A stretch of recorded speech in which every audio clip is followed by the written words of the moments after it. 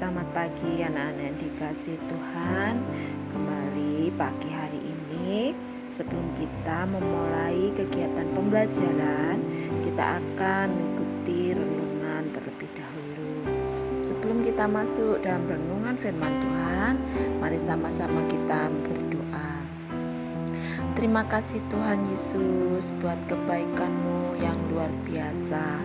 Pagi hari ini kami mengucap syukur buat kesehatan yang baru, kekuatan yang baru yang Tuhan terus berikan bagi kami untuk kami dapat melakukan segala kegiatan di sepanjang hari ini. Sebelum kami mengikuti kegiatan pembelajaran, kami mau mendengarkan renungan firman Tuhan terlebih dahulu. Tuhan tolong, biarlah Roh Kudus-Mu yang terus membimbing dan menolong kami untuk kami dapat mengerti apa yang Tuhan kehendaki dalam hidup kami. Terima kasih Tuhan Yesus. Dalam nama Tuhan Yesus kami berdoa dan mengucap syukur. Haleluya, amin. Anak-anak yang dikasih Tuhan, pagi hari ini kita akan sama-sama membuka Alkitab dan membaca ayat Alkitab pada renungan pagi ini yang terdapat di dalam Amsal 16 ayat yang ke-9. Ibu akan bacakan Amsal 16 ayat 9. Hati manusia memikir-mikirkan jalannya, tetapi Tuhanlah yang menentukan arah langkahnya. Anak-anak dikasih Tuhan, renungan pagi hari ini Ibu beri judul Menjadi Bijaksana. Nah, dari pembacaan ayat Alkitab di Amsal 16 ayat 9, hati manusia memikir-mikirkan jalannya. Apa sih artinya? Sebelum kita jauh ke dalam, kita akan mendengarkan di mana Ibu mengambil contoh belajar dari satu orang tokoh yang terdapat di Alkitab, yaitu dia bernama Yusuf. Anak-anak pasti tahu semua siapa itu Yusuf. Nah, Yusuf adalah seorang laki-laki yang sangat baik. Ketika masih remaja, dia dijual oleh kakak-kakaknya kepada orang asing karena kakak-kakaknya iri hati terhadap Yusuf. Kenapa kok iri hati? Yusuf adalah seorang anak yang paling disayang oleh ayahnya. Nah, dengan keadaan Yusuf dijual oleh kakak-kakaknya kepada orang asing, sejak saat itu Yusuf berpisah dari ayah dan adik kesayangannya yaitu Benyamin. Dia dibeli oleh orang di Mesir, dan di Mesir dia bekerja sebagai budak. Bahkan ketika dia menjadi budak di Mesir, di sebuah rumah pegawai istana yang bernama Potifar, ia sempat difitnah, bahkan dimasukkan ke dalam penjara. Namun dengan apa yang dialami Yusuf, Yusuf tidak pernah menyerah. Dia tetap menyembah Tuhan Allahnya.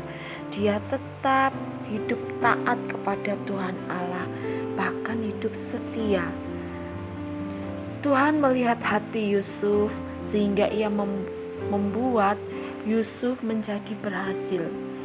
Yusuf dapat menafsirkan mimpi Firaun dan diangkat menjadi penguasa Mesir. Jadi ketika Firaun bermimpi, tidak ada seorang pun yang bisa menafsirkan, hanya Yusuf seorang, karena Yusuf diberi hikmat oleh Tuhan sehingga Yusuf bisa menafsirkan mimpi Raja Firaun. Yusuf dibebaskan dan diangkat menjadi Perdana Menteri di Mesir. Nah, oleh karena hikmat Tuhan, maka Yusuf menjadi orang yang bijaksana dalam mengatur persediaan makanan di Mesir untuk menghadapi kelaparan. Kelaparan yang melanda di Mesir, kelaparan yang melanda di seluruh dunia selama 7 tahun. Nah, anaknya dikasih Tuhan, Tuhan selalu tahu apa yang akan terjadi dalam setiap kehidupan kita masing-masing. Nah, seperti ayat bacaan Alkitab yang kita baca tadi di dalam Amsal 16 ayat 9. Manusia dapat memikirkan jalannya atau dapat membuat rencananya. Tetapi siapa yang menentukan arah langkah hidup kita?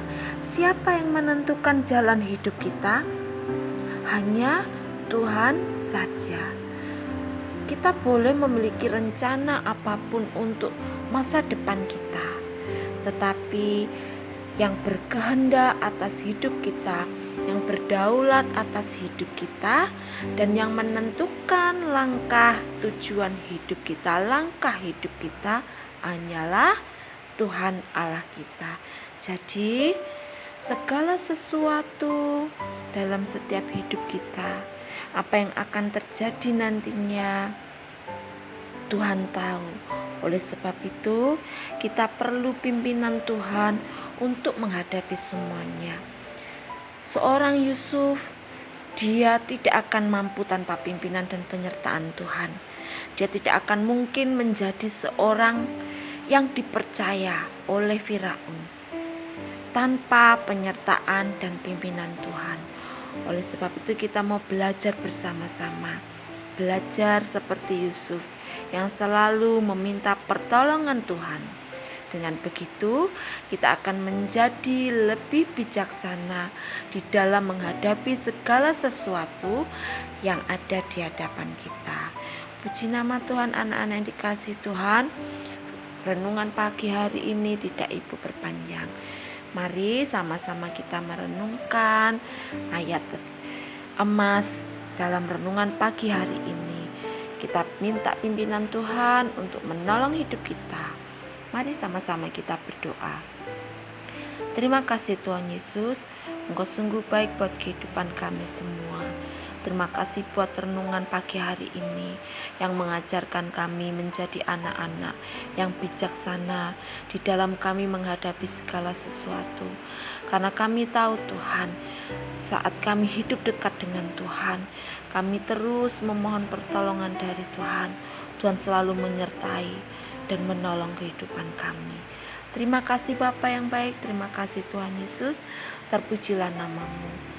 Biarlah Tuhan Kau memimpin kami untuk kami dapat mengikuti kegiatan pembelajaran di sepanjang hari ini. Dan kami boleh belajar dengan baik sehingga mendatangkan kebaikan buat kehidupan kami. Terpujilah nama-Mu Bapa. Di dalam nama Tuhan Yesus kami berdoa dan mengucap syukur. Haleluya. Amin. Selamat belajar anak-anak. Tuhan Yesus memberkati.